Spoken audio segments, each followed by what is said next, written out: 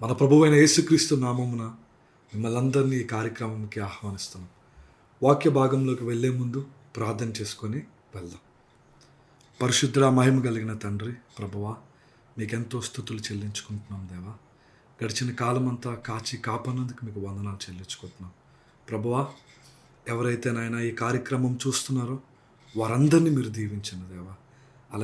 అలాగే ప్రభువా, వాక్యం చెప్పబోతున్న పాస్టర్ గారిని ప్రభువా మీ ఆత్మతో నింపి ఆశీర్వదిస్తారని నజరేయుడైన యేసు నామంలో అడుగుతున్నాం తండ్రి, ఆమేన్. ఆమేన్.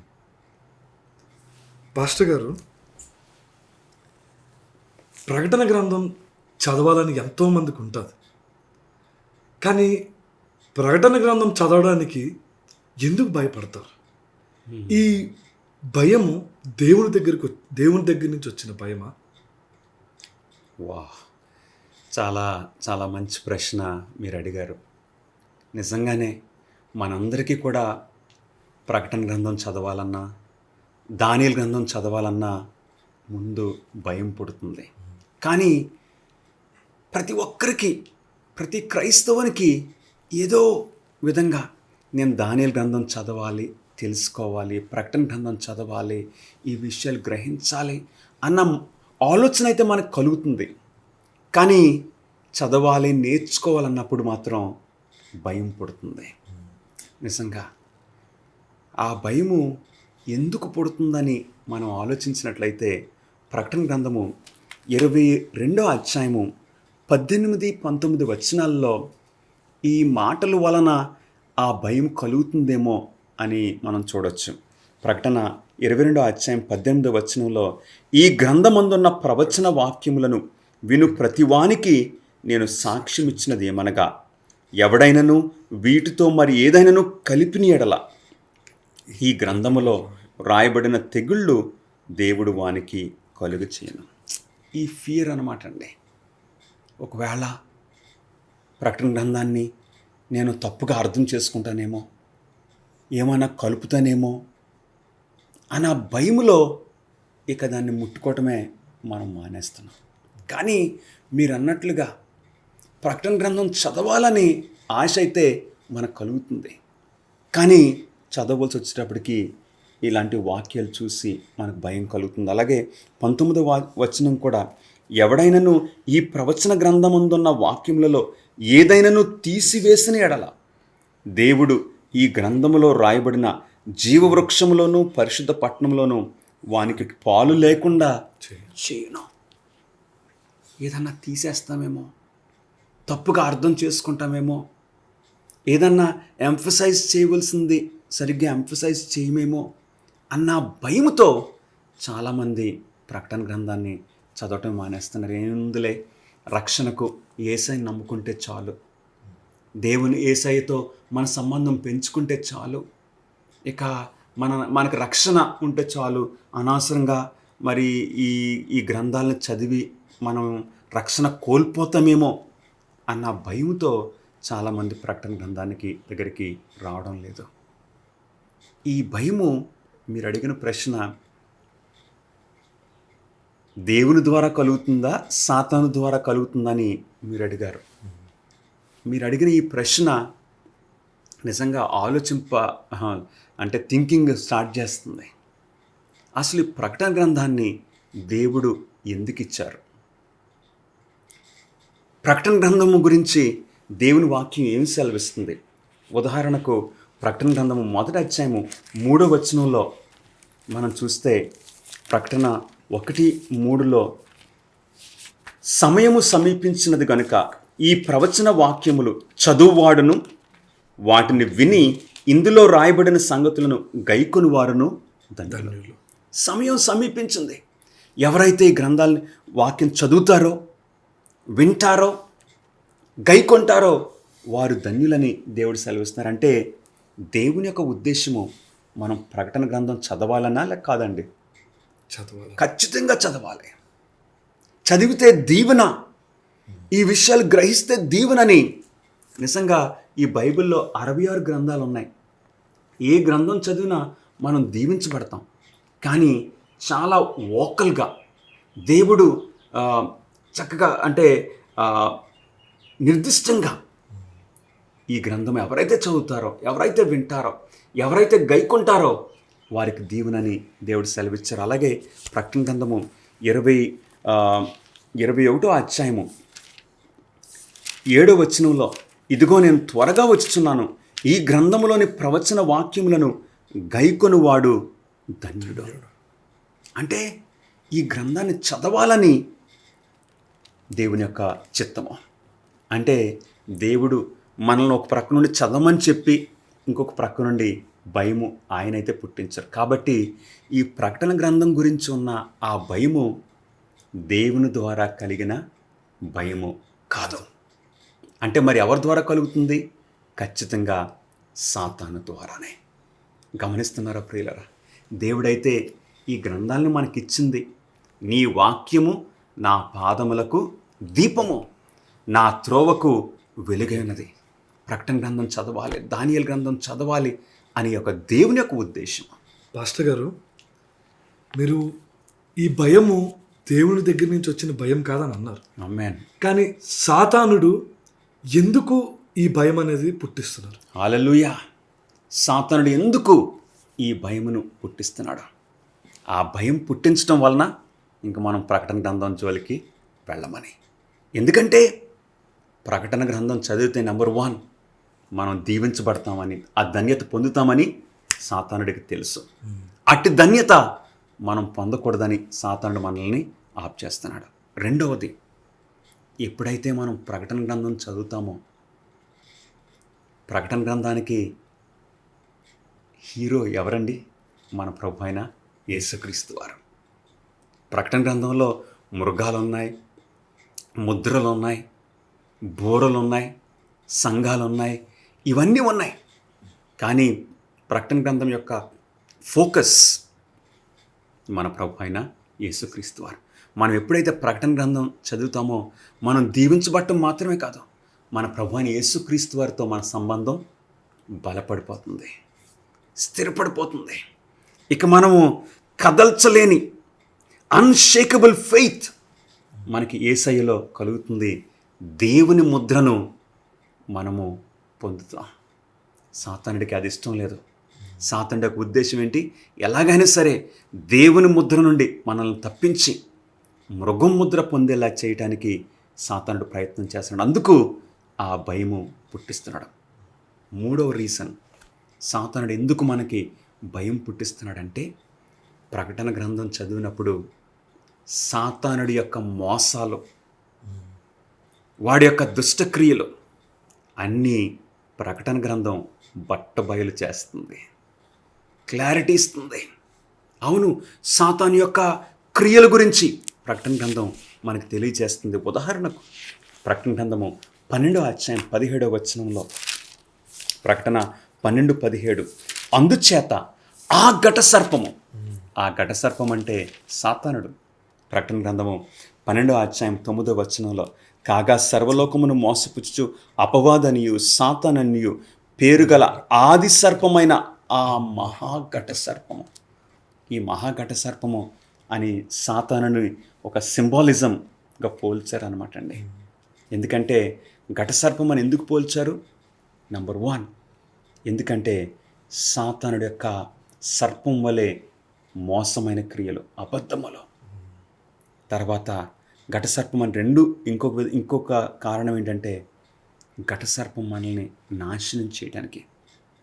అంటే Satan not only deceives but also destroys. ఈ విషయాలు అవి చూపించడానికి ప్రకటన 12వ అధ్యాయము 17వ వచనంలో, అందుచేత ఆ ఘట సర్పము ఆగ్రహము తెచ్చుకున్నట్టు కోపంగా సాతానుడి యొక్క ప్లాన్ ఇక మండిపడిపోతున్నాడు. ఎవరి మీద మండిపడుతున్నాడు?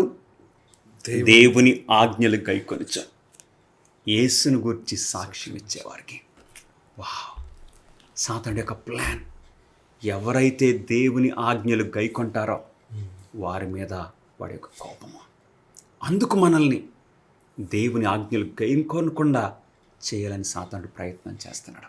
సో ప్రకటన గ్రంథం మనం చదివినప్పుడు సాతానుడి యొక్క ప్లాన్స్ మనల్ని నాశనం చేయడానికి, మన విశ్వాసాన్ని బలహీనపరచడానికి వాడేస్తున్న ప్రణాళికలు, పన్నాగములు అన్నీ కూడా బట్టబయలవుతుంది. ప్రకటన గ్రంథం మనం చదివినప్పుడు మన యొక్క విశ్వాసం బలపడుతుంది. ఉదాహరణకు ప్రకటన గ్రంథం 20వ అధ్యాయం కూడా మనం చదివితే సాతానుడు సంకెళ్లతో బంధింపబడుతున్నాడు. ఎవరికైనా నచ్చుతుందండి? ఒక రాజుగారు ఆయన గురించి మంచి రాస్తే మంచి రాసినవే ఉంచుతారు, ఆయన గురించి ఏమైనా చెడు రాసినవన్నీ ఆయన ఆ రికార్డ్స్ కాల్ చేస్తారు. ఆ రికార్డ్స్ ఎవరికి అందకూడదు అని ప్రయత్నం చేస్తారు. సాతానుడు కూడా ఒక దుష్ట నాయకుడు. అందుకు మనల్ని ప్రకటన గ్రంథం నుండి దూరం చేయాలని దానియేలు ప్రకటన గ్రంథాలు సాతానుడి యొక్క ప్లాన్స్ని బట్టబయలు చేస్తున్నాయి. కాబట్టి వాటిని మనం దరిదాపుల్లోకి రాకూడదని సాతానుడు ప్రయత్నం చేస్తున్నాడు. సో ఒక ప్రక్క నుండి భయం పుట్టించడం, ఇంకొక ప్రక్క నుండి ఒకవేళ మనం అపార్థం చేసుకుంటామేమో అనే ఆ భయము అలా పుట్టించి సాతానుడు మనల్ని దూరంగా చేస్తున్నాడు. ఇంకొకటి ఏంటంటే, కొంతమంది దైవ సేవకులు ఈ దానియేలు గ్రంథము ప్రకటన గ్రంథాలని ఎక్స్ప్లెయిన్ చేయడానికి ప్రయత్నం చేసిన వారు ఉన్నారు. వారు ఈ ప్రకటన గ్రంథాన్ని కరెక్ట్గా ఇంటర్ప్రిట్ చేయకపోతే, వారు ఈ ప్రకటన గ్రంథంలోని విషయాలు కరెక్ట్గా బోధించకపోతే ఏమవుతుందంటే భయము పుట్టిస్తున్నారు అలాంటి బోధకులు. కానీ ఎవరైతే ప్రకటన గ్రంథాన్ని దానియేలు గ్రంథాన్ని కరెక్ట్గా ఈ విషయాల్ని బోధిస్తారో, యేసుక్రీస్తు వారిని హెచ్చిస్తూ బోధిస్తారో, అట్టి వారి బోధలు మనల్ని బలపరుస్తాయి. సో ఇలాంటి బోధకుల ద్వారా, రాంగ్ ఇంటర్ప్రిటేషన్ ఇచ్చే ఆ బోధకుల ద్వారా సాతానుడు ఇంకా భయము పుట్టించేస్తున్నాడు. అందుకే కొంతమంది అంటారు, ప్రకటన గ్రంథము దానియేలు గ్రంథం చదవద్దు, చదివితే మనకు రాత్రికి కళ్ళు వస్తాయి, ఆ మృగాలు మన కళ్ళలోకి వస్తాయి, భయం వేస్తుంది అని కొంతమంది దైవ సేవకులే చెప్తున్నారు. అంటే సాతానుడు వారిని సాధనాలుగా వాడుకుంటున్నారు. సో మనమైతే ప్రియులరా, దేవుని వాక్యం చూస్తున్నా, ప్రకటన గ్రంథం చదవాలని దేవుడు ఉద్దేశిస్తున్నారా? చదివితే దీవెనని దేవుడు వాగ్దానం చేస్తున్నారు. ప్రకటన గ్రంథం చదవటం ద్వారా యేసుక్రీస్తు వారితో మన సంబంధం పెంచుకోవచ్చు. ప్రకటన గ్రంథం చదవటం ద్వారా ప్రత్యేకంగా ఈ చివరి దినాల్లో జీవిస్తున్న మనము ఒక చక్కటి ధైర్యం కలుగుతుంది దేవుని మీద. ఎందుకంటే ప్రకటన గ్రంథంలో దేవుని సింహాసనం గురించి రాయబడింది. సింహాసనం అనే మాట ప్రకటన గ్రంథంలో 40 సార్లు కంటే ఎక్కువ ఉన్నదండి. ఎప్పుడైతే మనం దేవుని సింహాసనం వైపు మనం దృష్టి పెడతామో మనకు ధైర్యం కలుగుతుంది. God is in control right now. ఇప్పుడు మన దేశంలో, మన భారతదేశంలో ఏమవుతుంది, ఎవరు పరిపాలన చేస్తారో, ఎవరు ప్రధానమంత్రి అవుతారో, ఏ పార్టీ వస్తుందనే ఆ భయంతో చాలామంది ఉన్నారు, టెన్షన్లు పడుతున్నారు. మన ఉద్యోగుల పరిస్థితి ఏంటి, మన కుటుంబాల పరిస్థితి ఏంటి, మన విశ్వాసం ఏమైపోతుంది అనే ఒక విధమైన భయంలో ఉన్న మనకు మన దృష్టి ఎక్కడ ఉండాలండి? దేవుని మీద, దేవుని సింహాసనం వైపు. ఎప్పుడైతే దేవుని సింహాసనాన్ని మనం చూస్తామో మనకు ధైర్యం కలుగుతుంది. ఇప్పుడు ఇవన్నీ మనం మాట్లాడుకున్న తర్వాత మరి ప్రకటన గ్రంథము మనం చదివినప్పుడు మనం కరెక్ట్గా అర్థం చేసుకోవటం చాలా అవసరము. అలాగా మనము దానియేలు గ్రంథము, ప్రకటన గ్రంథాలని మనం అర్థం చేసుకోవడానికి దేవుడు ఏదన్నా ఒక ఏర్పాటు చేశారా? దేవుడు ఎప్పుడు కూడా అన్ని ఏర్పాట్లు చేసే దేవుడు. మనం కరెక్ట్గా ప్రకటన గ్రంథమును, దానియేలు గ్రంథంలోని ప్రవచనాలు అర్థం చేసుకోవడానికి దేవుడు చేసిన ఏర్పాటు ఏంటి, దేవుడు చేసిన ఏర్పాటు ఏంటో ఒకసారి మనం చూద్దామండి. ఈ బైబిల్లో ఎన్నో ప్రవచనాలు ఉన్నాయి. వాటినన్నిటినీ కూడా ఒక గ్రూప్గా పెట్టుకుంటే క్లాసికల్ ప్రాఫెసీస్ అని చెప్పుకోవచ్చు. కానీ ప్రకటన గ్రంథము, దానియేలు గ్రంథంలో ఉన్న ప్రవచనాలని అపోకలిప్టిక్ ప్రాఫెసీస్ అని పిలుస్తున్నారు. అంటే చరిత్ర సంబంధించిన, భవిష్యత్తు సంబంధించిన ప్రవచనాలు. ఈ ప్రవచనాలు అపోక్లిప్టిక్ ప్రాఫెసీస్ కేవలము దానియేలు ప్రకటన గ్రంథాల్లో మాత్రమే కనపడుతున్నాయి. మిగిలిన ప్రవచనాలు బైబిల్ అంతా కూడా మనకు కనపడుతున్నాయి. ఈ మిగిలిన ప్రవచనాలు అందరికీ ఇవ్వబడ్డాయి. అంటే బైబిల్లో కనపడుతున్న ప్రవచనాలు క్లాసికల్ ప్రాఫెసీస్ ఇశ్రాయేలు ప్రజలకు ఇచ్చినట్లు మనం చూస్తున్నాం. ఉదాహరణకు ఆదికాండము 15వ అధ్యాయానికి వెళ్తే, ఆదికాండము మనం 15వ అధ్యాయములో 13వ వచనంలో ఇక్కడ దేవుడు ఒక ప్రవచనము అబ్రహాంతో మాట్లాడుతున్నారు. ఆదికాండం 15:13, నీ సంతతి వారు తమది కాని పరదేశమందు నివసించి ఆ దేశపు వారికి దాసులుగా ఉందురు. అబ్రహాముకి దేవుడు సెలవిచ్చేశారు. అప్పటికి ఇంకా అబ్రహాంకు ఒక కొడుకు కూడా పుట్టలేదు.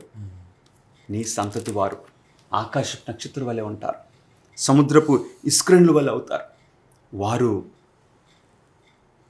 వేరే దేశానికి వెళ్తారు, ఆ దేశపు వారికి దాసులు అవుతారు. వారు 400 ఏండ్లు వీరిని శ్రమ పెట్టుదురు. నీ జనము దాస్యంలోనికి, బానిసత్వంలోనికి వెళ్ళిపోతున్నారని దేవుడు సెలవిచ్చారు. బైబిల్లో కనపడుతున్న ఈ క్లాసికల్ ప్రాఫెసీస్ ఇశ్రాయేలు ప్రజలను ఉద్దేశించి ఇవ్వబడినవి. కానీ దానియేలు గ్రంథము, ప్రకటన గ్రంథంలో ఉన్న ఈ ప్రవచనాలు అయితే ఒక జనానికి సంబంధించింది కాదండి, మానవాళ్ళంతటికి కూడా సంబంధించిన ప్రవచనాలు. అంటే ఈ ప్రవచనాలు నీకు నాకు కూడా వర్తిస్తున్నాయి. గమనిస్తున్నారా ప్రియులరా? They are universal in scope.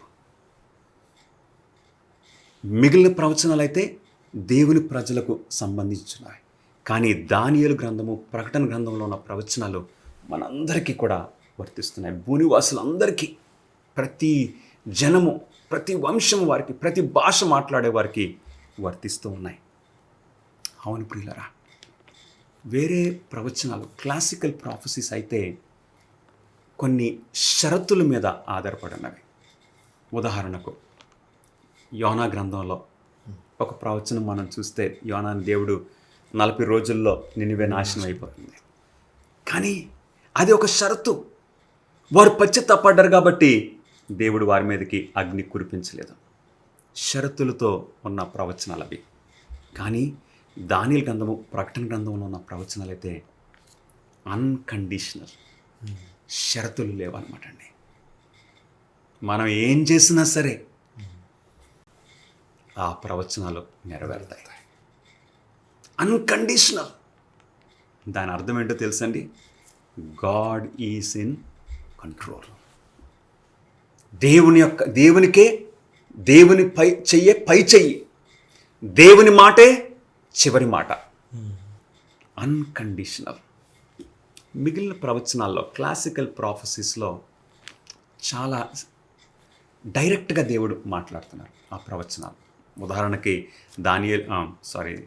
ఆదికాండము 15వ అధ్యాయము 13, 14 వచనాల్లో చూస్తే, నీ ప్రజలు 400 సంవత్సరాలు అక్కడ ఉంటారు, బానిసలుగా ఉంటారు, డైరెక్ట్గా ఇచ్చేశారు. కానీ దానియేలు, ప్రకటన గ్రంథంలో ఉన్న ప్రవచనాలు డైరెక్ట్గా కాదు, సింబల్స్తో ఇచ్చారు, చిహ్నాలతో ఇచ్చారు. అందుకే కొంచెం అర్థం చేసుకోవడానికి కష్టం అనిపించవచ్చు. ఒకసారి ఈ మాట మనం చదివితే చాలా బాగుంటుంది. ఈ టైంలో దానియేలు గ్రంథము 12వ అధ్యాయంలో, దానియేలు గ్రంథము 12వ అధ్యాయము, ఈ సింబల్స్ ఉన్నాయి కాబట్టి మనం కొంచెం జాగ్రత్తగా చదవాలి. కొంచెం జాగ్రత్తగా, కొంచెం శ్రద్ధగా మనం చదివితే ఖచ్చితంగా అర్థమైపోతుంది. దానియేలు గ్రంథము 12వ అధ్యాయము 10వ వచనంలో దేవుని వాక్యము సెలవిస్తూ ఉన్నది, అనేకులు తమ్మును శుద్ధిపరచుకొని ప్రకాశమానులను నిర్మలులను అగుదురు. దుష్టులు దుష్ట కార్యములు చేదురు గనుక ఏ దుష్టుడును ఈ సంగతులను గ్రహింపలేకపోవును, కానీ బుద్ధిమంతులు గ్రహించగలరు. The wise will understand. ప్రియ సహోదరుడా, సహోదరి, నీవు ఒక బుద్ధిమంతుడిగా ఉన్నావా? ఒక బుద్ధిమంతురాలుగా నీవు ఉన్నావా? చాలామంది లోకపు విషయాల్లో బుద్ధిమంతులుగా ఉంటున్నారు, కానీ ఆత్మీయ విషయాల్లో బుద్ధిహీనంగా ఉంటున్నారు. ఇక్కడ దానియేలు అంటున్నాడు, దుష్టులు ఈ విషయాల్ని గ్రహించలేరు. అందుగురించి నేను ఈ దానియేలు ప్రకటన గ్రంథం ప్రవచనాలు నేను గ్రహించలేకపోతున్నానంటే నా మార్గాన్ని నేను సరిచూసుకోవాలి. అవును, బుద్ధిమంతులు ఈ సంగతులను గ్రహించెదరు. కాబట్టి ప్రభువా, ఆ జ్ఞానము నాకు ఇవ్వు నాయనా. మన స్వశక్తితో, మన సొంత జ్ఞానంతో మనం ఈ విషయాల్ని గ్రహించలేం. ఇవి ఆత్మీయ విషయాలు. కాబట్టి we have to depend on God. అందుకే ఆ సింబల్స్ మనము గ్రహించాలి. దానియేలు గ్రంథము 7వ అధ్యాయము 17వ వచనంలో మనం ఆ ప్రతి సింబల్కి, దేవుడిచ్చిన ప్రతి చిహ్నానికి అర్థం కూడా బైబిలే ఇస్తుంది. మనం ఎక్కడి నుండో ఎవరి దగ్గర నుండో వెళ్ళి తీసుకోక్కర్లేదు. ఉదాహరణకి దానియేలు గ్రంథం 7వ అధ్యాయంలో 4 మృగాల్ని దానియేలు చూశాడు. మొట్టమొదటిది సింహము, రెండవది ఎలుగుబంటి, మూడవది చిరుతపులి, నాలుగవది కొంచెం వర్ణించలేని ఒక మృగంగా ఉంది. దానియేలు గ్రంథం 7వ అధ్యాయం 17వ వచనంలో ఎట్లనగా, ఈ మహాజంతువులు 4 అయ్యుండి లోకమందు ప్రభుత్వము చేయబోవు 4 రాజులను సూచించుచున్నవి. They are symbols. ఇది జువాలజీ కాదు, జంతు శాస్త్రం కాదు. ఆ జంతువులు రాజులు రాజ్యాలకి సూచనలుగా ఉన్నాయని మనం తెలుసుకుంటున్నాం. కాబట్టి ఈ బైబిల్లో ఉన్న క్లాసికల్ ప్రాఫెసీస్ అయితే డైరెక్ట్గా ఇచ్చేశారు, కానీ దానియేలు ప్రకటన గ్రంథంలోని ప్రవచనాలు అయితే చక్కగా సింబల్స్తో ఇచ్చారు, హైలీ సింబాలిక్. ఆ సింబల్స్ యొక్క వివరణ కూడా మనకు బైబిల్లోనే కనపడుతుంది. ఒక ప్రాముఖ్యమైన విషయాన్ని మనం చూడబోతున్నాం. మనం అడిగిన ప్రశ్న ఏంటండి, ఈ ప్రవచనాలని, దానియేలు ప్రకటన గ్రంథాల్లో ఉన్న ప్రవచనాల్లో మనము కరెక్ట్గా అర్థం చేసుకోవడానికి దేవుడు ఏదైనా ఏర్పాటు చేశారా? ఖచ్చితంగా మనం ఎవరూ అపార్థం చేసుకోకుండా ఉండటానికి దేవుడు ఒక చక్కటి మెకానిజం ఈ ప్రవచనాల్లో బిల్టిన్ చేశారు. అవునండి, ఇంతకుముందు మనకి ఆ పాత సెల్ ఫోన్లు ఉన్నప్పుడు బ్యాటరీ తీసేస్తే మనం మళ్ళీ డేటు టైం అన్నీ ఫిక్స్ చేసుకోవాలి. ఇప్పుడు మనకు వచ్చే ఈ మొబైల్ ఫోన్స్లో, ఈ స్మార్ట్ ఫోన్స్లో బ్యాటరీ అయిపోయినా సరే ఆటోమేటిక్గా డేటు అన్నీ వచ్చేస్తున్నాయి. Built-in system. అట్లాగా ఈ ప్రవచనాల్లో ఒక చక్కటి బిల్టిన్ మెకానిజం దేవుడు పెట్టారు. ఈ ప్రవచనాల్లో జాగ్రత్తగా మీరు గమనించాలని కోరుచున్నాము. ఈ ప్రవచనాల్లో, దానియేలు ప్రకటన గ్రంథాల్లో ఉన్న ఈ ప్రవచనాల్లో ఒక ప్రిన్సిపల్ కనపడుతుంది, ఒక పద్ధతి. అదేంటంటే రిపీట్, ఎన్లార్జ్. కరెక్ట్గా చెప్పారు మీరు. Repeat, enlarge. రిపిటేషన్ కనపడుతుంది. ఒక మంచి టీచర్ గారు ఎప్పుడు రిపీట్ చేస్తూ ఉంటారు, ఎందుకంటే పిల్లలు వారు గుర్తుపెట్టుకుంటారు, ఇంకెప్పటికీ మర్చిపోరు. దేవుడు కూడా మన గ్రేటెస్ట్ టీచర్. ఆయన ఈ ప్రవచనాల్లో రిపీట్, ఎన్లార్జ్ ప్రిన్సిపల్ వాడుతున్నారు. ఉదాహరణకి దానియేలు గ్రంథం 2వ అధ్యాయంలో నెబుకద్నెజర్కి ఒక కళ దేవుడిచ్చారు. అందులో 4 రాజ్యాలు ఉన్నాయి. ఆ 4 రాజ్యాలు 4 మెటల్స్ ద్వారా చూపించారు. 7వ అధ్యాయంలో కూడా ఆ 4 రాజ్యాలే 4 జంతువుల ద్వారా. అలాగే 8వ అధ్యాయంలో, 11వ అధ్యాయంలో కూడా 4 సార్లు రిపీట్ చేస్తున్నారు. రిపీట్ చేసినప్పుడల్లా ఎన్లార్జ్, మోర్ డీటెయిల్స్ ఇస్తున్నారు. అలాగే ప్రకటన గ్రంథంలో కూడా మనం చూడొచ్చు, 7 సంఘాలు, మరలా 7 ముద్రలు, అటు తర్వాత మరలా 7 బూరలు. రిపీట్, ఎన్లార్జ్, రిపిటేషన్ మనకు కనపడుతుంది. అవును ప్రియులరా, ఎందుకు దేవుడు రిపీట్ చేస్తున్నారు? రిపీట్ చేసినప్పుడల్లా ఎక్స్ట్రా డీటెయిల్స్ మనకు వస్తున్నాయి. రిపిటేషన్ ఎందుకంటే, ఒకసారి మనం చూద్దాం. ద్వితీయోపదేశకాండము 17వ అధ్యాయము 6వ వచనంలో దేవుడు ఒక మాట సెలవిచ్చారు. ద్వితీయోపదేశకాండము 17వ అధ్యాయము 6వ వచనం మీకు దొరికిందండి. 17:6. ఒక్క సాక్షి మాట మీద వానికి విధింపకూడదు. ఒక్క సాక్షి మాట మీద మీరు కంక్లూజన్కి రావద్దు. మరి ఏం చేయాలి? 5వ వచనంలో 2-3 సాక్షుల మాట మీదనే చావదగిన వానికి మరణశిక్ష విధింపవలెను. అంటే ఏదన్నా మనం నిర్ణయించాలంటే ఎంతమంది సాక్షులు కావాలండి? 2-3 సాక్షులు. హల్లెలూయా! గమనిస్తున్నారా దేవుడు? అందుకే రిపిటీషన్. దానియేలు గ్రంథం 2వ అధ్యాయంలో చెప్పింది, దానియేలు గ్రంథము 7వ అధ్యాయంలో, 8వ అధ్యాయంలో, మరలా 11వ అధ్యాయంలో 2-3 సాక్షుల మాట మీద మీరు మీరు మీ బిలీఫ్ కరెక్ట్ ఇంటర్ప్రిటేషన్కి మనం రావచ్చు. అంటే దానియేలు గ్రంథం 2వ అధ్యాయానికి మనం ఇచ్చే అర్థము దానియేలు గ్రంథం 7వ అధ్యాయంతో మ్యాచ్ అవ్వాలి, కన్సిస్టెంట్గా ఉండాలి. అప్పుడు దానియేలు గ్రంథం 7వ అధ్యాయము యొక్క మనం ఇచ్చిన ఆ అర్థము 8వ అధ్యాయంతో మ్యాచ్ అవ్వాలి, మరలా 11వ అధ్యాయంతో మ్యాచ్ అవ్వాలి. గమనిస్తున్నారా? ఇంటర్ప్రిటివ్ కంట్రోల్ దేవుడు ఈ ప్రవచనాల్లో పెట్టారు. అలాగే ప్రకటన గ్రంథంలో మనం చూస్తే 7 సంఘాలకి ఇచ్చే మనము ఆ ఇంటర్ప్రిటేషన్ 7 ముద్రలకు ఇచ్చే ఇంటర్ప్రిటేషన్తో మ్యాచ్ అవ్వాలి. గమనిస్తున్నారా ప్రియ స్నేహితులారా? అలాగే 7 ముద్రల గురించి మనం ఇచ్చిన ఎక్స్ప్లెనేషన్ 7 బోర్రలతో మ్యాచ్ అవ్వాలి, అతకాలి. లేకపోతే అబద్ధ సాక్ష్యమా, అది అబద్ధ బోధ. దేవుడు ఈ బిల్ట్ ఇన్ ప్రిన్సిపల్ మనకిచ్చారు. ఎంత సంతోషం! అందుకు మనం భయపడనక్కర్లేదు.